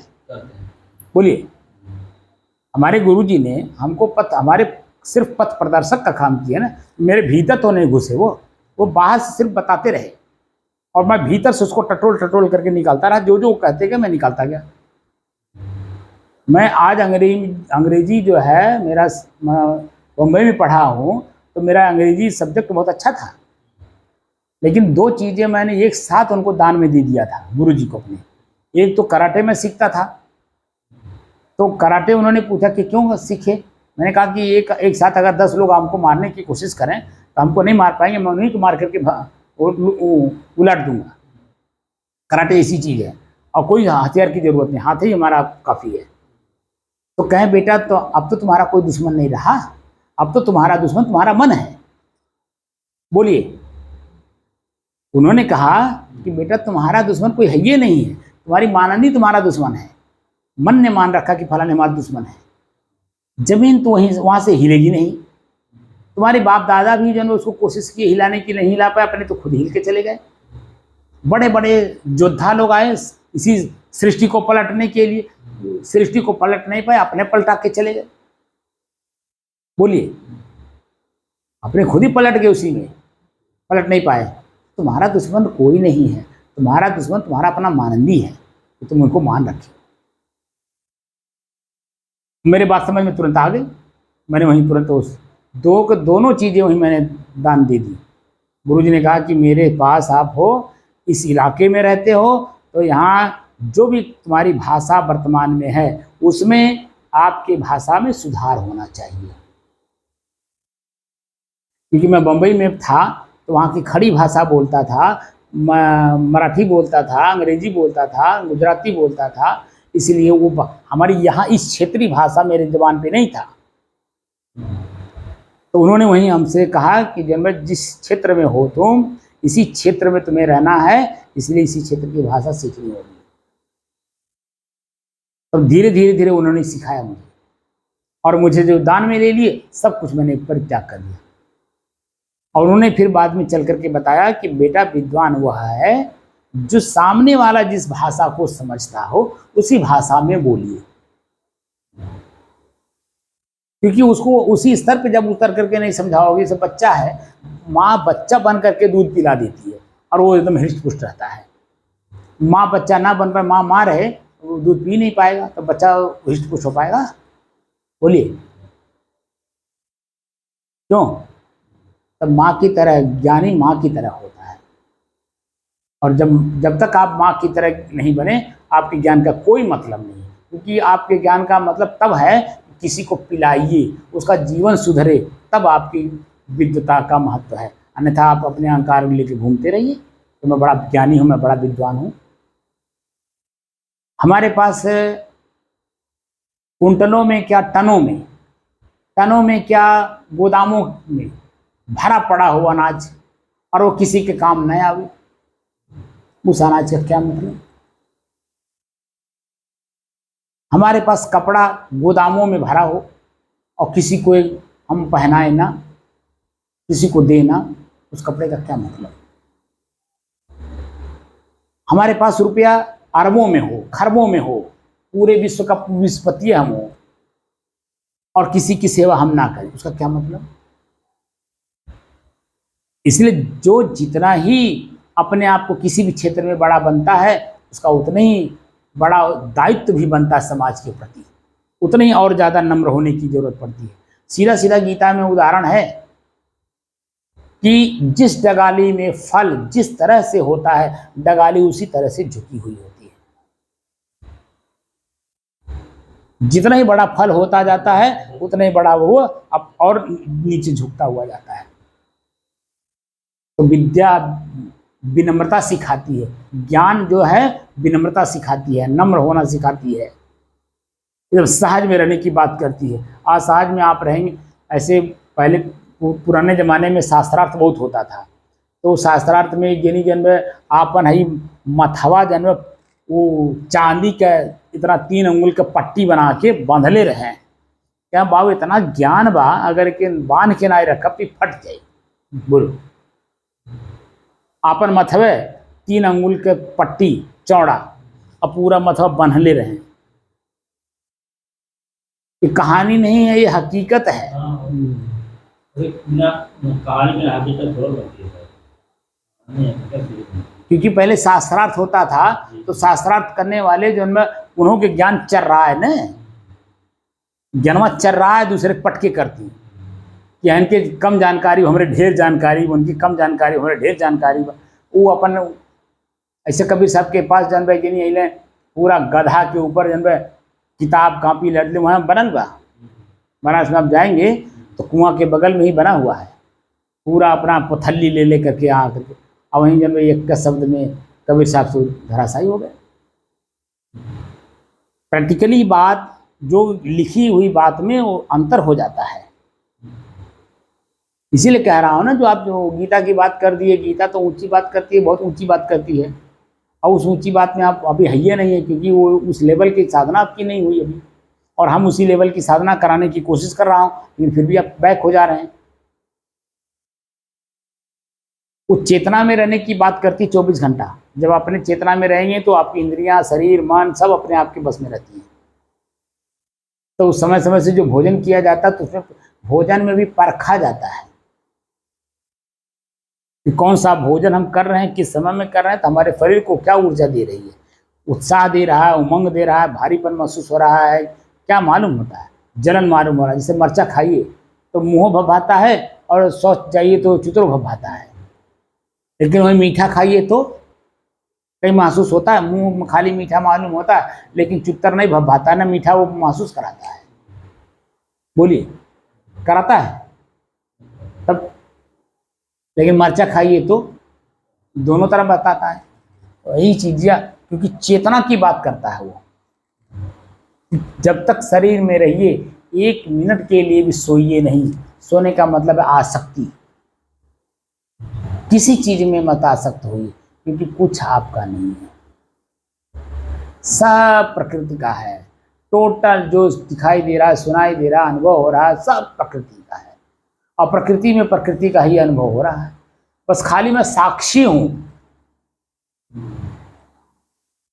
सब चीज का अनुभव का साक्षी मैं हूं बस, क्योंकि मैं शुद्ध हूं, मैं एक जगह स्थिर हूं, और क्रिया जब जितनी भी क्रिया होगी उसे प्रकृति में होगी, और प्रकृति अपने आप में चलती रहती है, और मैं अपने आप में शुद्ध हूँ, स्थिर हूँ, शांत हूँ, वहाँ कोई क्रिया ही नहीं है। तो क्रिया नहीं है तो अशांत मन होने का कोई सवाल ही नहीं उठता, अपने आप में शांत रहेंगे। और एक रस हूँ, यानी उस क्रिया के पहले भी थे, उस क्रिया के समय भी है, उस क्रिया के बाद भी है। बोलिए, तो 4 बातें वो तभी आपको महसूस होगा जब अनुभव करेंगे। प्रकृति खुद प्रैक्टिस करिए ना श्वास को अलग करने के लिए, तब मालूम होगा। अच्छा साहेब, साहेब।